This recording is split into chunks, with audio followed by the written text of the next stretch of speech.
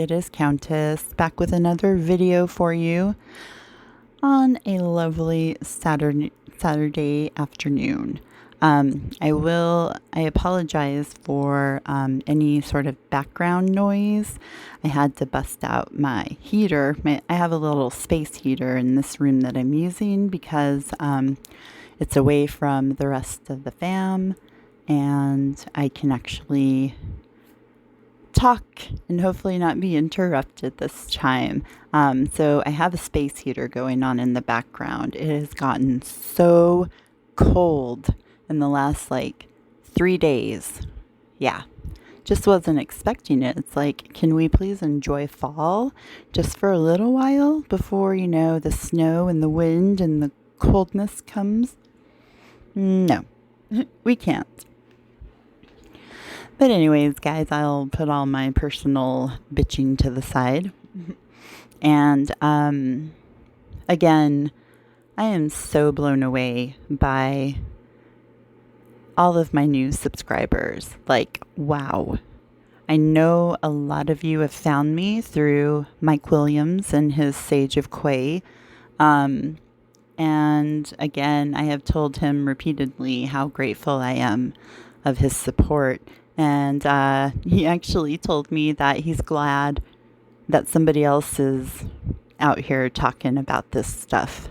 And so that also motivates me to keep going, because I feel like I've wanted to discuss topics like we're talking about for so many years, but I don't know, I guess I just lacked the confidence to actually do it, because it's very nerve-wracking to put your beliefs, yourself, your life out into the public eye. Even if it is a small amount of subscribers, there are still other people who are coming into your life, and so it is a little daunting sometimes. But at the same time, it's super, super exciting. And I think that outweighs the daunting aspect of it. So I just have to say thank you again to all of you who have recently subscribed and have past subscribed to me. I'm just blown away. I am blown away.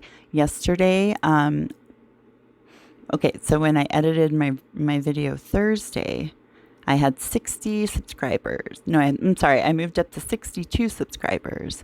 And then when I woke up in the morning, I had 65. And then as my day went on, I ended up getting 20 subscribers in one day yesterday. And I'm just so blown away by this. I would have never in a million years would have thought that I would be up to the sub count that I am. And like I said before, if I could, I'm happy just to share this with a few ears, let alone 85 ears as of today. Well, hopefully all 85 are listening to me, but then again, I might be giving myself a little too much credit. Okay, so all of that aside, guys, I want to talk about something serious and something that kind of stems off of my last video about mind control. So I want to dive into these topics today because they pertain to exactly what it is we're talking about. They're relevant to the Beatles, to Billy, and to most of the civilized world. And that is, I want to talk about what MK Ultra mind control is, what hypnotism is, and how music can be a fantastic tool for hypnotism. I really do think it's important to talk about this stuff. And I want to talk about the importance of LSD in the 1960s and the counterculture, and even why the Beatles advertised for it. And yes, we know in the memoirs, Billy states that he only did it a handful of times. And then when he learned about the actual effects of LSD, he quit. And he has never campaigned for the usage of LSD ever again. And kind of the same thing with George Harrison, I think, happened. And then John Lennon, forget it. I read the book by Cynthia Lennon, her autobiography about, it was her autobiography. But of course, she disclosed a lot of secrets about Mr. Lennon that nobody knew was going on. That man, he tripped on acid so many times, just almost on a daily basis for a while there, just frying his brain. He was obviously just unhappy, not happy with fame, not in love, and, the way he felt he should have been with Cynthia. And he was meeting a lot of the up and coming musicians of the time, his contemporaries. And, LSD was the thing to do. And promoting the usage of LSD was the thing to do. So anyways, Cynthia basically alluded that it was his LSD usage and huge, parties that he would have that really did bring the demise of their relationship. But then when John met Yoko, that was the straw that broke the camel's back as far as Cynthia was concerned. She actually walked in to the two of them meditating or some shit, and Yoko Ono was wearing her dressing gown. I would have been like, bitch, please, and just, give me back my nightgown. Oh, Cynthia, God bless her soul. She really did go through some shit with John Lennon. But as always, I digress. We can always explore that topic at another time. So anyways, guys, so just to start off this lovely video, I want to talk about MK Ultra first, and then we'll get into hypnosis, because the two are highly related to each other, but they're very different from each other. MK Ultra, that is a code name that was given to a CIA mind control research program. It started in 1953 and it started as a result of the Cold War. We were post World War II, having these quote unquote issues with volatile Russia and the Soviet Soviet Union, that our controllers decided to put the fear of God into every patriotic American citizen during that time. Talk about mind control, man. Ugh. So, that it began, and boy, did it snowball into something horrendous. They initially started the program because they wanted to try and formulate some sort of truth serum so that they could get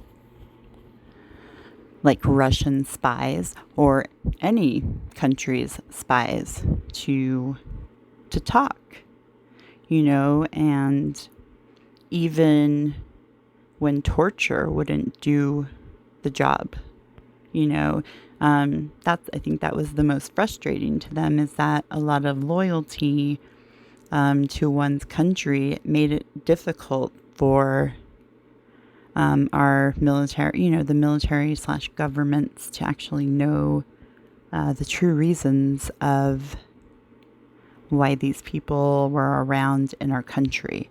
It just goes to the whole Cold War panic, man, we were under the threat of attack. We're still under the threat of attack from Russia.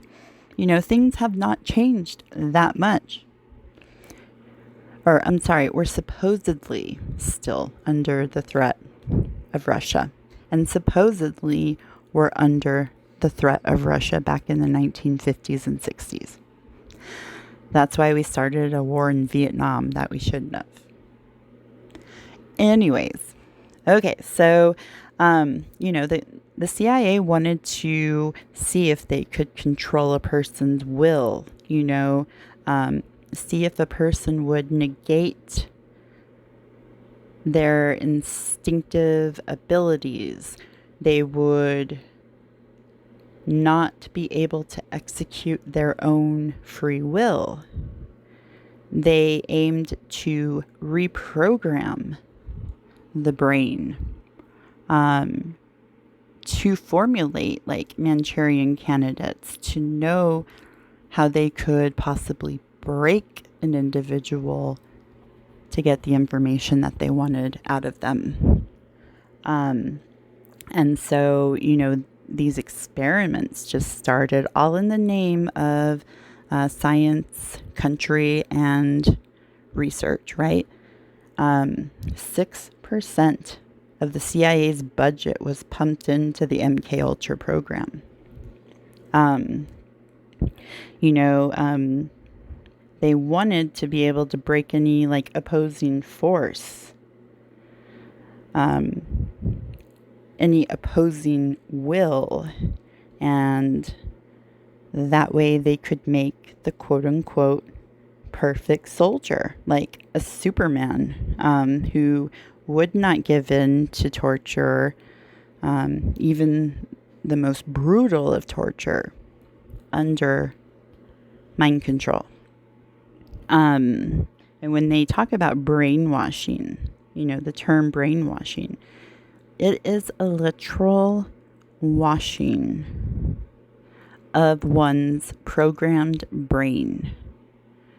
It is breaking an individual's single personality, breaking it through various means to the point where the person starts to disassociate from his own will, disassociates from his own personality and his own being. And in order to withstand the trauma that is necessary to be programmed, a person disassociates in their mind, and starts to formulate new personalities that are meant to take the torture, where they can escape mentally. They can't do anything physically, obviously, because they're under the control of someone. So it's all mental. They make up these worlds and people in their mind to retreat to, so they don't feel or know really what's going on with them. And that's the whole point, and this is a kind of like conditioning or programming that goes all the way back to ancient Egypt. I believe the Book of the Dead talks about how to brainwash somebody. So yeah, and this ability, especially if they got kids, people from very young ages, they groom, they torture, they do all kinds of unspeakable acts to these children. And in turn, the children disassociate, and the children are then used as a method of either like carrying secret messages to other important military officials, or putting on a persona to try to like honeypot the, uh, like using sexuality as a means to blackmail or to gain secrets or truth. And that kind of goes to this operation that they did. I think it was like Operation Midnight Climax. I think that was what the name was. I'm sorry, I don't have those particular research notes in front of me, but that was a straight up honeypot. They the CIA set up these like quote unquote houses, safe houses for the sex workers to bring their Johns back to, and through the means of sex, these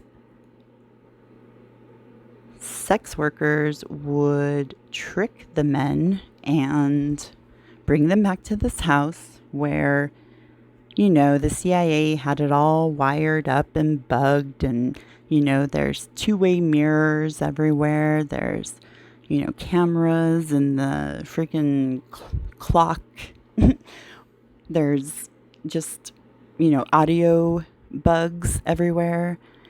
And this is to aid the government in blackmailing individuals, especially high-ranking individuals who they can use as puppets. So anyway, in this Operation Midnight Climax, they decided to introduce LSD into the mix, and the sex workers would slip a little something into the guy's martini or something. And after business was concluded between the two of them, the sex worker would take advantage of the man's vulnerable and altered state to ask questions or to try and get little tidbits of information out of. And, considering the whole Jeffrey Epstein debacle, I really don't think much has changed. And that's pretty freaking scary, if you ask me, because it's still happening, even when they deny that it's still happening. So, circling back to MK Ultra, it's all built for the purpose of the government to take over somebody's will, to make them act against their own wills and their own principles and morality. And then in turn, with certain like trigger words, the person gets disassociated with the sort of CIA spy personality and kind of goes back to normal and whatever normal is, and doesn't remember the highly confidential information they were given to relay to others. They don't remember their actions or going against their will. They don't remember pretty much anything. And a lot of victims of the MK Ultra program state, that it wasn't until they got older in life that these experiences started coming to the forefront of their conscious mind. And that is really fucking scary, to not remember, all of this horrible stuff happens to you when you're young. I mean, they did it to people of all ages, but I'm just going to use this as an example. You're tortured, you're given drugs, you disassociate, you are like 5 different people in one body, basically. And you, as your single original personality, don't remember any of the interactions that the other personalities have had.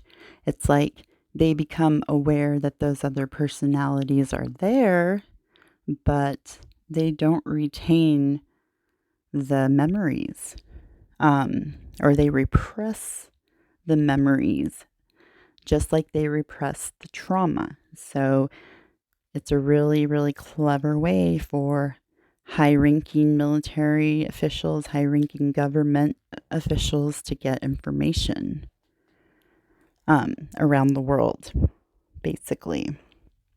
So, it was all Manchurian candidates too. The military wanted these men who would just never want to sleep, were always ready to go, programmed to kill. That goes to Dave McGowan, which we'll get in later. Just all sorts of like really fucked up shit. And a lot of the times drugs were used to induce these states of disassociation. LSD was the main drug. But the scientists and researchers began to see that it was an unpredictable drug. Everybody's different and everybody reacts to chemicals in a different way. So they couldn't get like these constant, predictable results when they used LSD. So then they would try like amphetamines or barbiturates. And the merging of these two drugs would actually kill the patient or individual who was undergoing this experiment and was given a lethal dose of these highly nervous system centered drugs. Well, I think all drugs are related to the nervous system, so disregard that last statement. But other drugs that they used heroin, they used mescaline, marijuana, alcohol. Funny thing about marijuana, though, it's been discovered over the years that THC actually has the ability to unprogram someone. And that is because when someone indulges in THC, again, like I've said before in past videos, it causes one to gain an objective perspective of one's life, of one's self, of the people around the person, what's going on. It brings them to this state of awareness that people who are wanting to control your mind don't want you to have access to. So marijuana, and you'll see like in cults and, other sort of even like cults are religious organizations. I don't know what another example could be, but marijuana is highly discouraged, even though it is a natural plant-based medicine that can help you and help you mentally. A lot of, even the U.S. government, why has marijuana been illegal for so long? It's because, I believe, at least, these are my own opinions, that, the government, the controllers, they don't want people opening up to this perspective. They don't want people to see the truth. And just a side note, myself personally, I am an advocate for the use of THC as a medicinal tool. I myself use it in that respect. And I live in a state where it is legal. But even before it got legal, I was using it as a medical patient. And I still am under that particular banner, just because of various own like mental like, illnesses that I have PTSD. I'll just say that. Other than that, I'm pretty good with everything else. But the THC has been a phenomenal help in that recovery from my PTSD and helping me cope with it, as well as the physical effects. It like really does help pain. Yeah, so it can be good. And I just find it funny that it is looked down on more than like heroin is.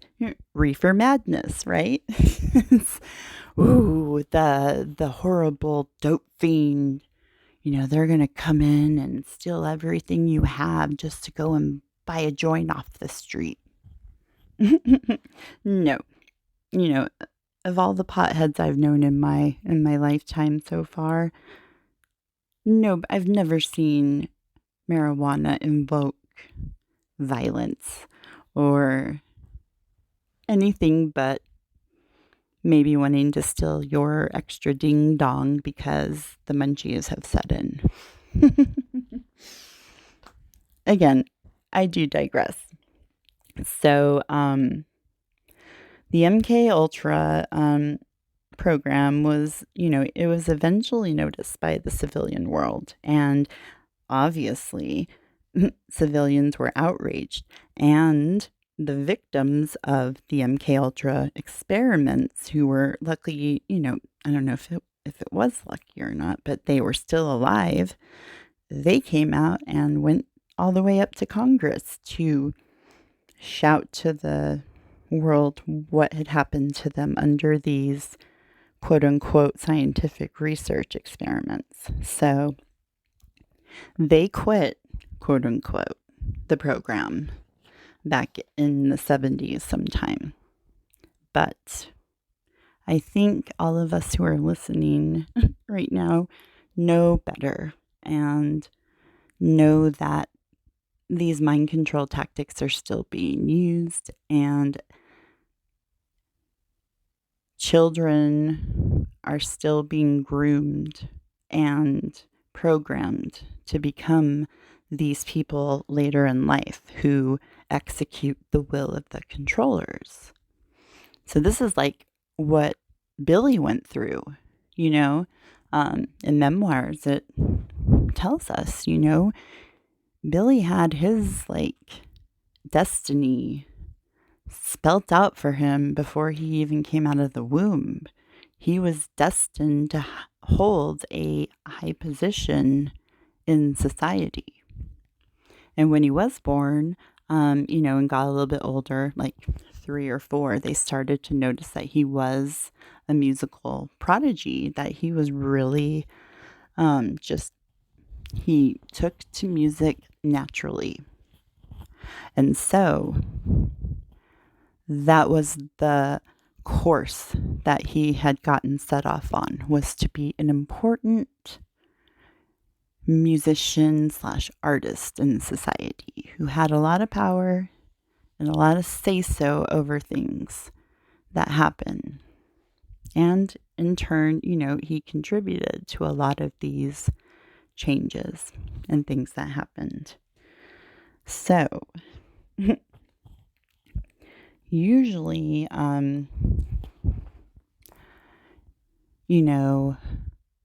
people joke about mind control, brainwashing. They say it's only for people in cults and how dumb these people are. So that is MK Ultra in a nutshell. Mind control in a nutshell, and how mind control happens. And it is a very real thing. And it's not only for people in cults or weird groups. It happens to us every single day. And if you're, at home right now denying that, you need to really evaluate your situation and the world around you, because we are constantly being told what to think and how to feel. And again, these things and any kind of shift or change in consciousness, a sort of worldwide consciousness, has to come slowly. They slowly indoctrinate people. They slowly program people to accept the changes, the shift in culture. And yes, there are people such as ourselves who are out there who detract against this type of control, this type of deceit and madness. So let's keep that up, guys. We gotta fight against this type of stuff, because it's not good. It's horrible. Okay, so we're gonna shift from MK Ultra, mind control, and we're gonna explore the world of hypnosis. And, I started thinking about this when I did my video for Yoko Ono, talking about how she got him to come home from California and straight away took him to a hypnotherapy session. And then as soon as that session concluded, it seemed like John Lennon went into robot mode again, went into submission mode again, and did whatever Yoko told him to do, basically. They were never the storybook love story that is pumped down our throats through the main narrative. No, they had a really unhappy marriage, a really unhappy partnership. And, you can see it. You can see the cracks. Even watching Peter Jackson's Get Back series, which, yeah, that could be, again, a whole other video. I really did pay attention to John and Yoko and how they interacted with each other. And I took note of, that being the time where they got hooked on smoking heroin, and drugs can really have a huge effect on a relationship, especially if both people in the relationship are using the drug together. And, just from kind of stepping back and watching, actually getting to see the two of them interact with each other on a day-to-day basis, I just didn't see love there. I never, and I don't know if that's just because, yes, they did show PDA and affection, but I don't know. It's just like their mannerisms and, I don't know. I don't know how to describe it. I just saw a not happy situation for both parties involved.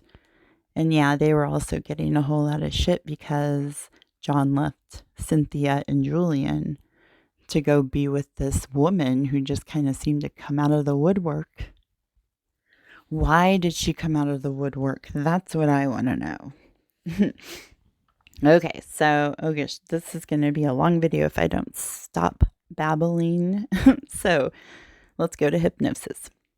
So, what hypnosis is, it's a heightened state of concentration or focus. And it's usually a guided process to suggest different behavior in the individual.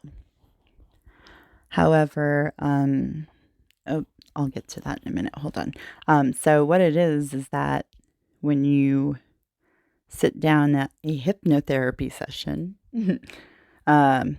or sit down in your living room and turn on the TV, your conscious mind is quieted.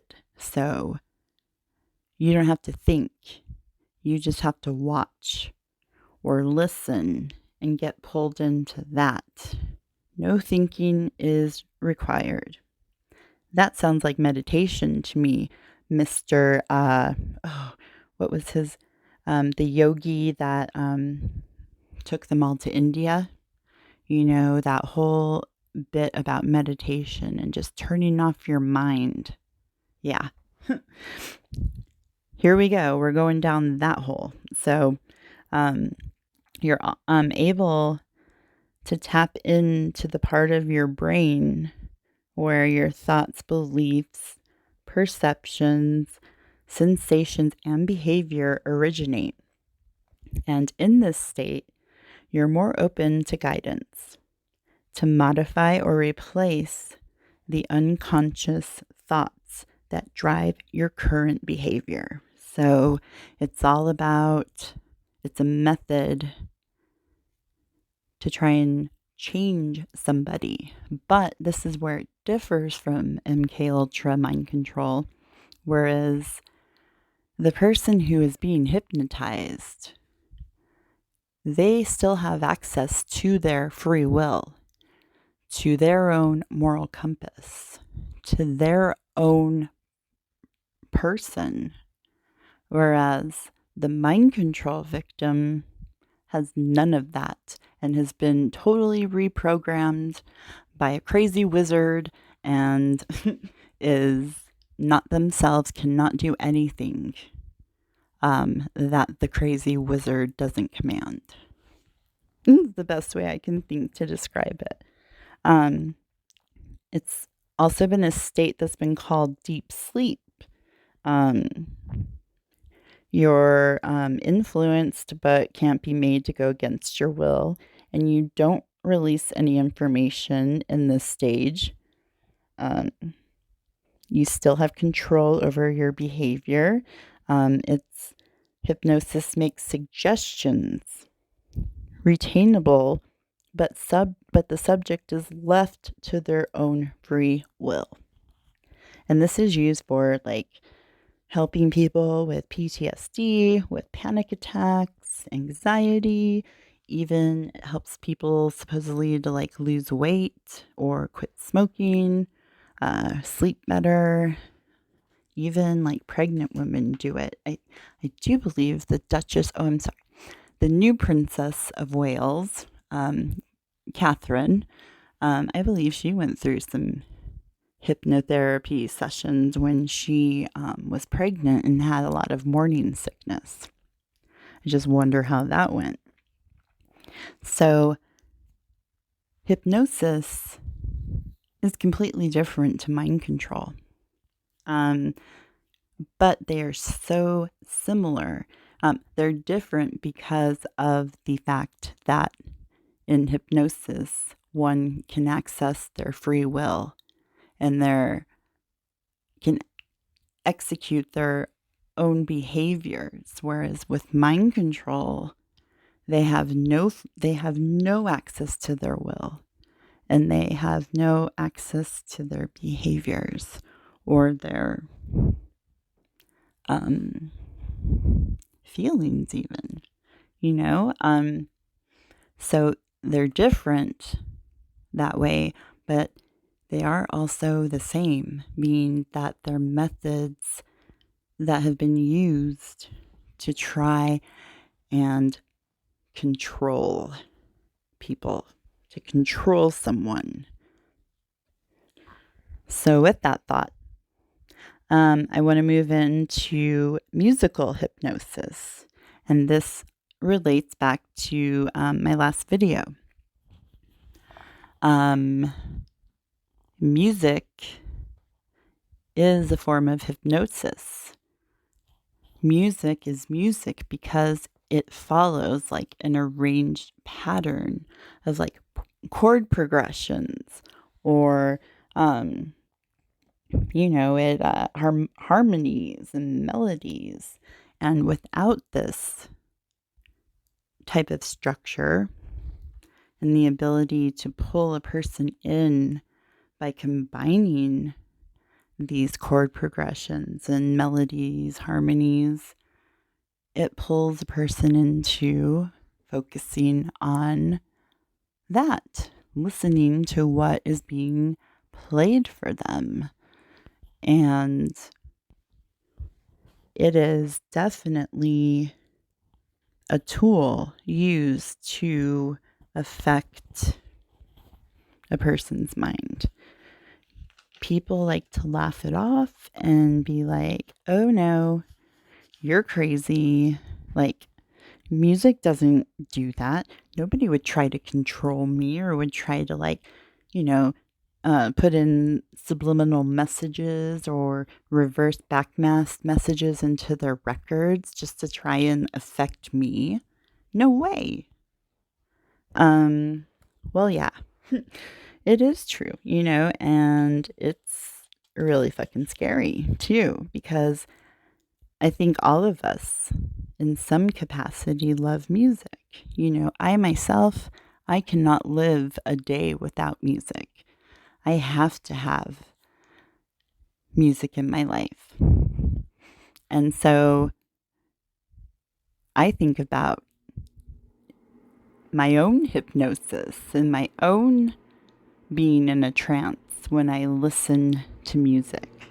And I have chosen over the last few years to only listen to things that I truly feel are uplifting and align with my moral compass and my beliefs.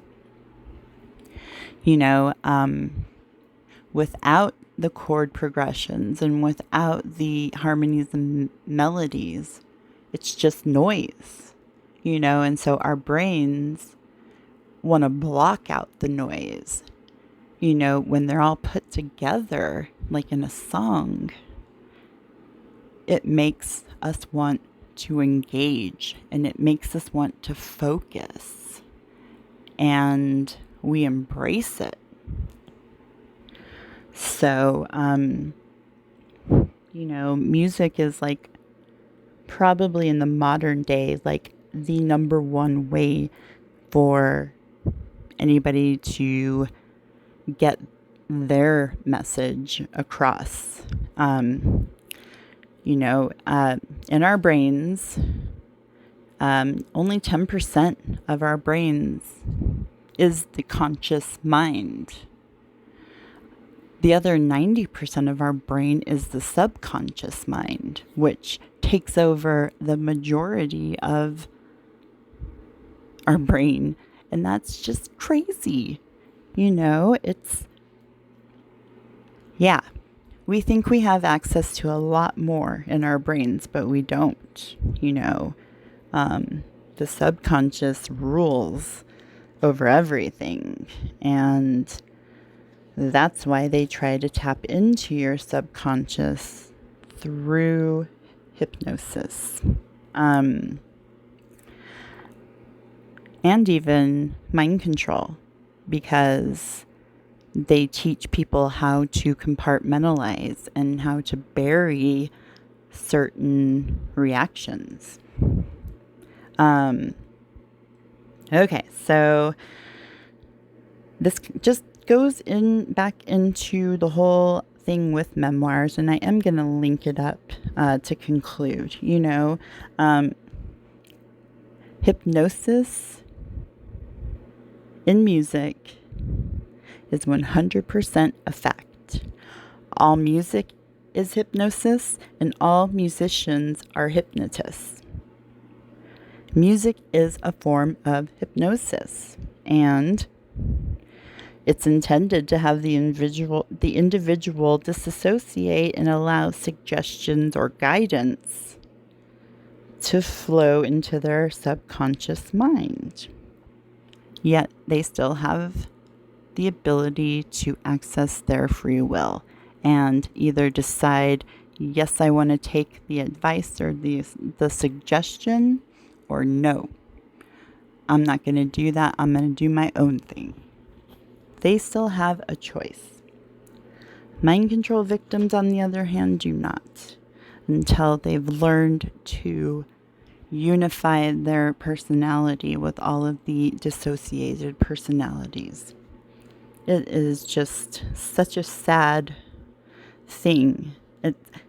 It's so sad that this is something that people have discovered that they can do to other people, and they gladly do it with no conscience, not your consciousness, your conscience, no remorse. It's all in the name of science, right?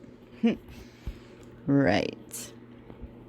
So, just to conclude, guys, I know this has turned out to be a kind of lengthy video, but these are important subjects because we have to consider these subjects when we're talking about the Beatles, when we're talking about the Doors or Jimi Hendrix or the Byrds or Frank Zappa. Ooh, don't even get me started on Frank Zappa. I think Zappa is the most overlooked character of the whole Laurel Canyon scene, yet he is the main cause of the Laurel Canyon scene, and he gets glossed over in a lot of different documentary series because of this fact. You know, he was hiding in plain sight, basically. So, just to wrap up the video, guys, I want to, read you something. And this is off of, I believe, the NYC Hypnosis for Musicians page I got. And I just thought it was really, it sums everything up. Musicians use music or lyrics to conjure up vivid colors on a level that the listener cannot connect or induce a trance-like state. Oh, I'm sorry. I read that wrong. It is musicians use music and lyrics to conjure up vivid colors on a level that the listener cannot connect with. But that's only because they're put into an induced trance-like state. Musicians release secret memories of internal worlds that have never been visited before. They summon up new sensations that pulse and reverberate in mysterious ways that we all somehow feel and share together. So you cannot dismiss the fact that music, especially in the 1960s, is and was used to pump out propaganda, to pump out, degeneration and hedonism, basically, again, to stomp on Christian values and on with the age of Horus, the Aeon of Horus, as Crowley called it, they took full advantage of the many, many, many baby boomers that came from the post-World War II generation. And they used the quantity at the time of people. They used these people's consciousness basically to change the core. No, they use these people's subconscious minds to change the course of culture and of history, and even change the course of their own lives that they may never be aware of. So just remember this, guys, like next time you're like driving in the car and you're zoned in on the music you're playing, on the song that's playing, what kind of message do you think the music you're listening to is sending to you, to your subconscious mind? It's a heavy thought, to think about. Because if you're somebody like me who likes all sorts of genres of music, you know, it's hard to pinpoint on what is considered bad for me and what is considered good for me. So, again, another lovely kind of paradox situation I will leave you guys in. So until my next video, I think I'm going to get on a tarot read tonight. So hopefully I have like just the juices flowing right now. And I asked the cards yesterday for guidance on who or what I should focus on next. And I drew the King of Cups, the King of Pentacles, and a few other cards in between. But archetypally, the Page of Cups I had deduced was George Harrison. And the Page of Pentacles I deduced was Paul McCartney. So I'm deducing I need to look into the relationship between the King of Cups, older George Harrison, and the King of Pentacles, the quote-unquote older McCartney, but who is actually a completely different person. So, whoa, the rabbit hole goes deep, right? Weaving spiders come not here. All right, guys, I'm going to finally come to a close and say thank you so much again for taking the time out of your day to listen to me just kind of babble and spit out stuff that I have had inside of me for many, many years. And it feels so good to get it out and to know that I have an audience to hear it. And I hope that some of this information was informative or connected a few dots for you, or, just entertained you, if anything. So that is it, guys. Please like and subscribe to my channel if you haven't already. And thank you to everyone who has subscribed and thrown up the thumbs up on my videos as well. I'm just blown away and I'm so grateful. So, until we meet again, it's been real and it's been swell. Bye.